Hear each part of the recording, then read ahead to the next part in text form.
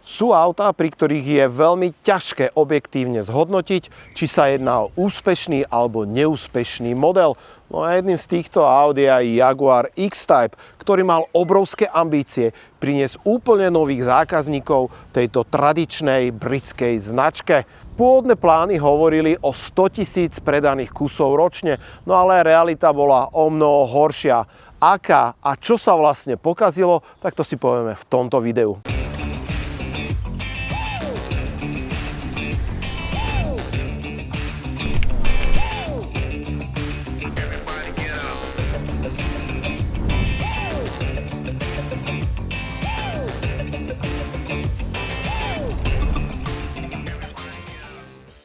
No a máme to tu, podľa mňa, najkontroverznejší Jaguar všetkých čias. Teda ak nerátame ten najnovší, kvôli ktorému nastalo zemetrasenie v samotnej automobilke, ale z tých klasických Jaguarov je to presne X-Type alebo X-Type, podľa toho, ako to chcete čítať.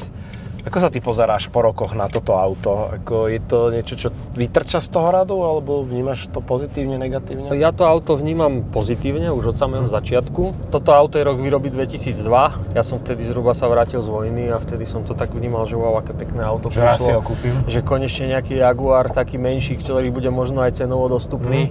Potom to nejak tak akože utichlo a ono to auto tak pekne vyzrelo, že vlastne časom aj vymizli z ciest a teraz už keď to človek vidí, tak je to naozaj, že ako pekné auto, zaujímavé. Teraz pri tej akcelerácii počujeme, že to, čo máme pod prednou kapotou, je benzín a šesťvalcový. Sa vyrábalo od 2001 do 2009. V 2004 prišiel, myslím, že kombi. A tesne pred koncom výroby prišiel facelift. Tam sa to viacej ešte podobalo na tie moderné Jaguáre. Ale toto auto, ja sa na to pozerám ako veľmi správny, zdravý krok v tej dobe, že teda chceli priniesť nové publikum pre Jaguar. Pretože Jaguar bojoval s tým, čo bojovalo mnoho iných automobiliek, že tá cieľová skupina, to publikum proste starlo. A teraz potrebovali prilákať a vychovávať si hlavne tých budúcich majiteľov Jaguar, no tak im dali takéto dostupné auto. Kto bolo vlastne cieľová skupina? No boli to predovšetkým ľudia, ktorí uvažovali o kúpe BMW 3, Mercedes C, Audi A4, prípadne Lexus IS, keď tam veľmi okrajovo. Tie ciele, ktoré boli stanovené pri spustení predaju tohto auta, tak boli veľmi odvážne, pretože Jaguar tvrdil, že v optimálnom prípade chce predávať 100 000 kusov ročne tohto auta. A ako sa nakoniec ukázalo, tak toto naozaj bol len taký plán, pretože vo finále sa X-Typeov predalo nejakých 350 000, myslím, že 355 za tých 8 rokov, čo to bolo v predaji, takže podstatne menej, ako mali v pláne. Najúspešnejší rok tohto auta bol 2003, keď sa ho predalo 50 000, ale stále len polovica toho plánu. Najdôležitejší trh v tej dobe boli Spojené štáty americké, kde teda Jaguar videl najväčší potenciál. A aby sme si ukázali a demonštrovali, že ako zle sa toto auto predávalo v porovnaní s tou konkurenciou, tak pre rok 2005 si zoberme, sa predalo tohto auta v Spojených štátoch 11 000 kusov. Audi A4 v tom istom roku predalo 50 000 kusov, čiže 5-krát toľko. BMW 3 takmer 110 000 kusov. No a Mercedes C to bolo okolo 60 000 kusov. Takže z toho je vidno, že hoci ten Jaguar mal plán, mal možno potenciál, tak vo finále tie predaje boli úplne inde, než potrebovali a chceli, aby sa aj zaplatil ten vývoj. No a keď sa bavíme o vývoji, tak asi tá najznámejšia vec o tomto aute je, že stojí na akej platforme? Ford Mondeo. Ford Mondeo druhej generácie. Tí zlé jazyky hovorili úplne od samého začiatku, že to je vlastne prezlečené Ford Mondeo. Tak možno tí ľudia boli takí, že OK, no tak za tú cenu môže mať C-čkový Mercedes. A navyše, keď si zoberieš, že mal si tú skladbu motorov, ktorá bola veľmi úzka, ten menší dieselový motor, 2-litrový, tak tam v zásade si našiel aj vo Forde Transit. Tak to bolo také, že tak chceš prezlečené Ford Mondeo s motorom z Fordu Transit? No, asi nie v tej cene. I keď sa vozíme, tak to auto je také, že príjemné na vozenie, lebo drevo napríklad je skutočne drevo. Tá koža vyzerá aj po tých rokoch celkom fajn, netuším, či to je skutočne koža, ale vyzerá to OK. Vezme si, že tento kus je rok výroby 2002, má najazdených 191 000 poctivých. Okay. Auto dovezené zo Švajčiarska. Není to tak odlučnené ako možno, že tie väčšie Jaguary, tie veľké šelmy, hej. Počuješ tu proste pneumatiky, všetko. Máme zimné, alebo čo máme? Hej, zimné gumy máme ešte. ale svojím spôsobom po tých rokoch to není nejaké rozvrzgané auto. Nie, to vôbec. Ono asi, ten najväčší problém bol, že sa ľudia na to pozerali, že Ford Mondeo, ale Mondeo vôbec nebolo zlé auto, ako keď si odmyslíme, povedzme, že spoľahlivosť tých dízlov alebo niečo, ale ako auto to nebolo zlé, ale asi sa to úplne nehodilo k tomuto imidžu. A to aj keď sa pozeráš vlastne cez tú kapotu, tak tam vidíš aj tú šelmu, ako je nakročená. Tých detailov je tu plno, napríklad si zober, že aj tu na otáčkomeri máš Jaguar, máš ho tu, máš napríklad taký krásny detail, že otváraš zadný kufor a otváraš to cez to logo. Takže toto sú veľmi pekné premyslené detaily. Mne sa to páči, aj ten dizajn. Až na niektoré, povedzme, že tlačítka, hej, alebo tie displeje, tak nevieš úplne identifikovať, že to stojí na tom podvozku Mondea. A navyše si tu mal ešte aj od začiatku možnosť tej štvorkolky, respektíve na začiatku bola len štvorkolka a potom neskôr pribudol ten predný náhon. Koľko si myslíš, že percent náhradných dielov zdieľalo toto auto s Mondeom? Keď sa takto pýtaš, asi to nebude až tak veľa, 40%? 19. Fú, tak to je... Čiže viac než 80% bolo unikátnych pre toto auto. A aj napriek tomu si teda niesol so sebou ten znak toho, že ty si len Mondeo, čo chceš. Tak ono dostalo to túto nálepku hneď na začiatku a zrejme to sa nieslo s celou dobou vlastne predaja tohto vozidla. Ale je to ako logický krok, keď si zoberieš, že zobral Ford ako majiteľ vtedajší Jaguaru dobrú platformu, ktorú teda prispôsobil na tieto účely. Teoreticky na tom nebolo zle nič, ale v praxi ľudia na to pozerali. Tak keď si vezmeš, tak v tých dobách, keď to prišlo, takáto fúziovanie, alebo ak by som povedal, použitie nejakej platformy inej značky, tak v súčasnosti to je úplne bežná vec. To je pravda. A nikto sa nad tým nepozastavuje, že Mercedes má niečo spoločné s Renaultom, napríklad. Berú to ako taký múdry, premyslený krok. Šetria náklady.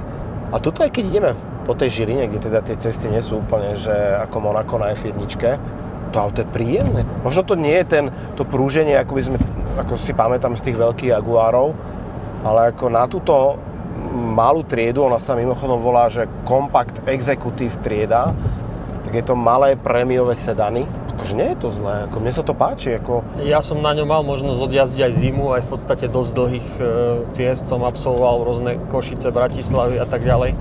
A veľmi príjemné auto aj na dlhé trasy. Presvedčilo ma to o tom, že naozaj to auto malo zmysel a myslím si, že aj mohlo splniť tie očakávania automobilky, len možno to prišlo v zlom čase, alebo neviem, aké boli ceny tých aut, keď boli nové. O koľko vlastne bolo drahšie napríklad od toho Mondea, o koľko bolo vlastnejšie treba od Mercedesu, ak vôbec bolo. Ale máš tu ten pocit tej prémiovosti, svojím spôsobom. Aj tým odkazom na tie iné Jaguare, keď si vezmeš ten... Aj ten typický stredový tunel. Jasné, máme túto drevo, tú kožu, ale niekde predsa len na teba to akože takéto Mondeo, ten level cenový vyskočí v tých plastoch. Aj to prešitie, ktoré tu akože vyzerá to fakt dobre. Sedadlá Detto, akože sú príjemné. Čiže malo to možno ten potenciál zdvojnásobiť predaje Jaguaru. Žiaľ Bohu, teda nenaplnili sa úplne tie plány a ciele, ale auto to fakt nemuselo byť zlé.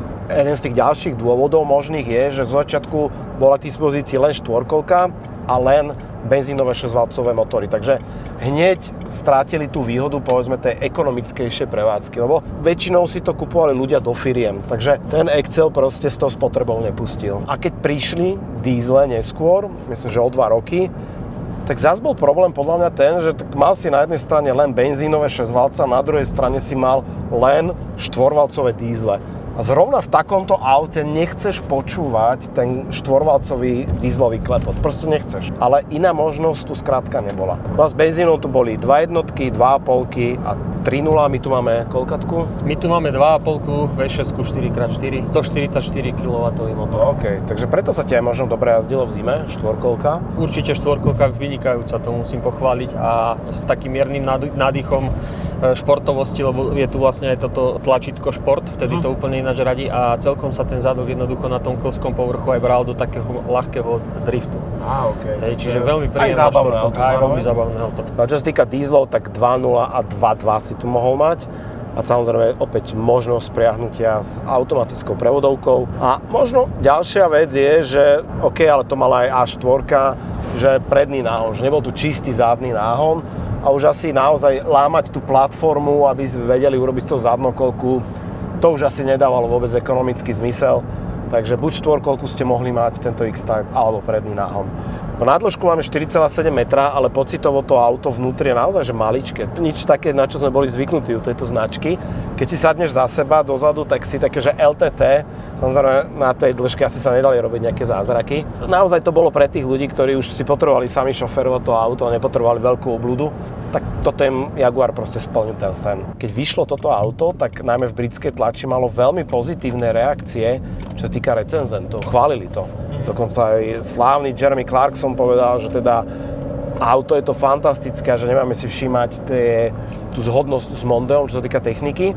Ale kto to zhejtoval, tak boli dizajnéri, pretože niektorí z nich doslova povedali, že tento X-Type je zmesou rôznych Jaguarov z minulosti a je to taký mačkopes. Celkovo to auto nepôsobilo úplne moderne v tej dobe, že keď si zobral, že C alebo 3, to boli moderné autá a toto ako keby nevedelo, že čím chce byť. Odkazujeme do minulosti, lebo ti tu dáme strašne veľa dreva, bublí, neviem čo, náduchy na kapote, mačku skákajúcu, ale vo finále možno tí mladí nechceli úplne až taký odkaz do tej minulosti, že ako keby sa vozili na starom aute. Mne sa to páči, vždy sa mi to páčilo a možno to bude kvôli tomu, že ja som mal vždycky sklony, že sa mi tá anglická taká tá aristokracia páčila. Ale musím povedať, že toto auto, keď je v takej tej športovej výbave, čo som videl niektoré tie kusy s takouto dierovanou maskou a s tými nárazníkmi, tak to nevyzerá tiež zle v takom tom kvázi športovom prevedení. Myslím si, že aj tí mladí si tam niečo našli, ale asi to nebolo úplne od začiatku, lebo to sa mi zdá, že až potom facelifte priniesli tieto veci. A celkom dobre dopadlo toto auto aj v rámci bezpečnostných testov. Na tom si tiež Jaguar dá záležať. Jedine, na čom katastrofálne pohorel, to je ochrana pri zrážke s chodcom.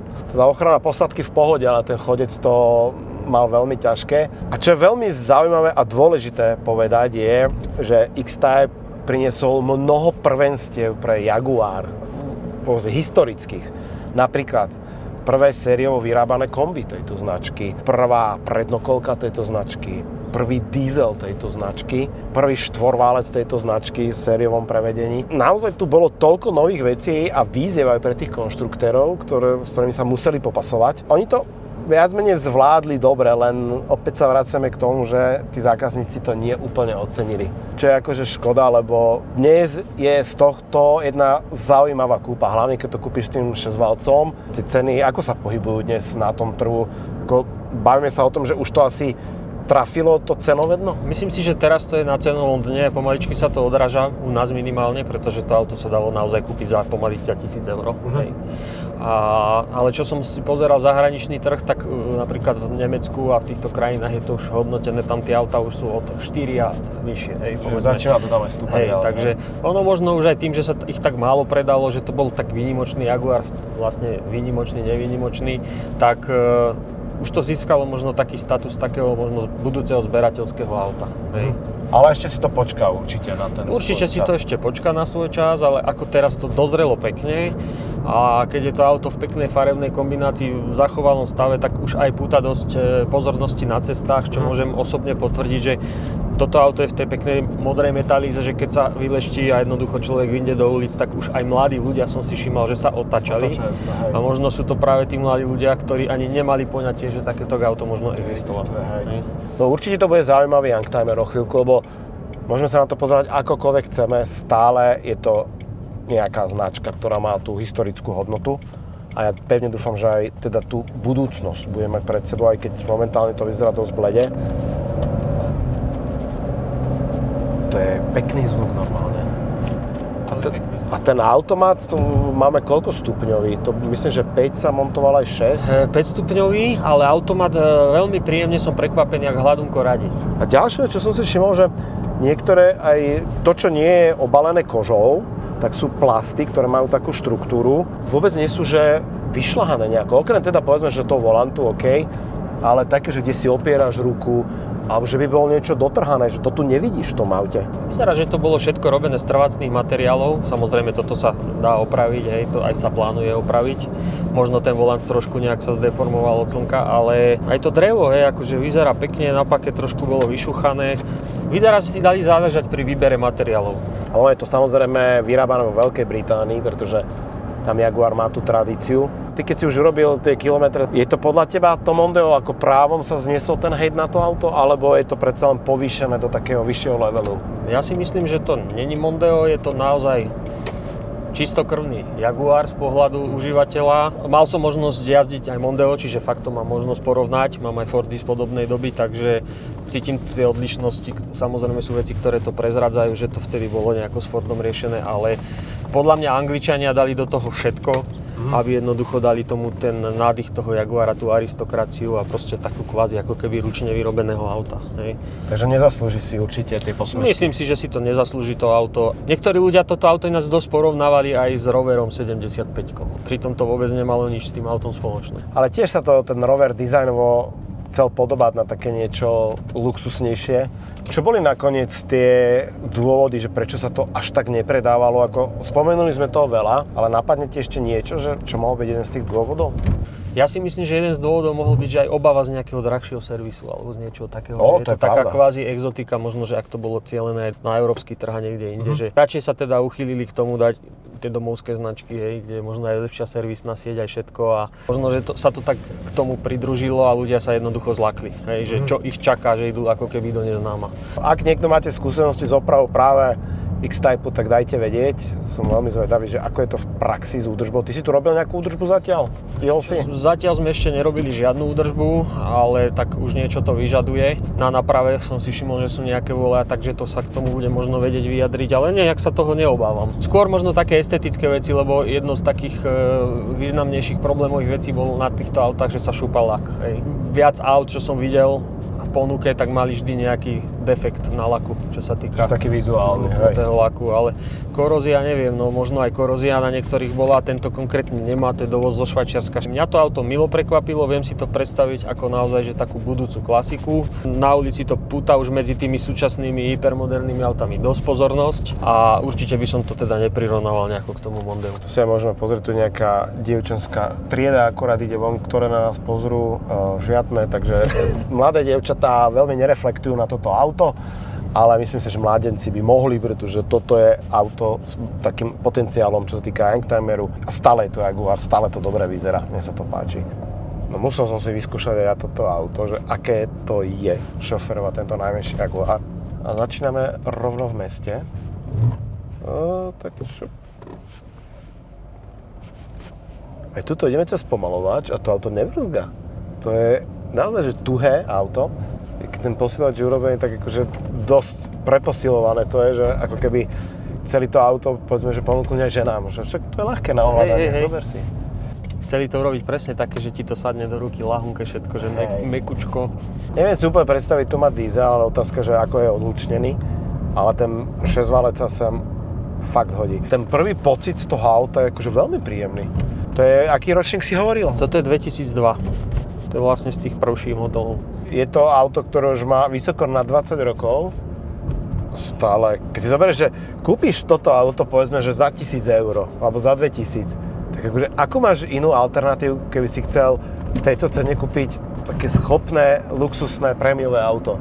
Takže reálne... No nemáš alternatívu v podstate. Za tie prachy, čo to dnes stojí, to je, že zadarmo, doslova. Páči sa mi aj tá prístrojovka, ale chápem, že veľa ľudí to v tej dobe naozaj mohlo odradiť, že to pôsobilo, ako keby si to kupovali naši rodičia. Oni sa snažili tiež odkazovať nejak na minulosť a dneska sa všetky automobilky tým hrdia, ako sa odkazujú na minulosť. A je to strašne cool, hej, pre všetkých. Pri Jaguári, ktorý najviac na svete má možnosti odkazovať na minulosť, tak proste jednou marketingovou kampaňou to hodil do koša. Čo ma najviac mrzí, keď predstavil to svoje kupé, no uvidíme. Ale pocit z tohto auta je určite lepší ako to, za čo sa to dá momentálne kúpiť. Preto som si ho tak aj obľúbil, že som dosť na ňom v zime jazdil. Nielen kvôli tej štvorkovke, ale že ten benzín je super, že sme aj zabudli na to, že to naštartuješ a v podstate za 3-4 minúty to hneď kúri. Áno. No a ten zvuk toho auta,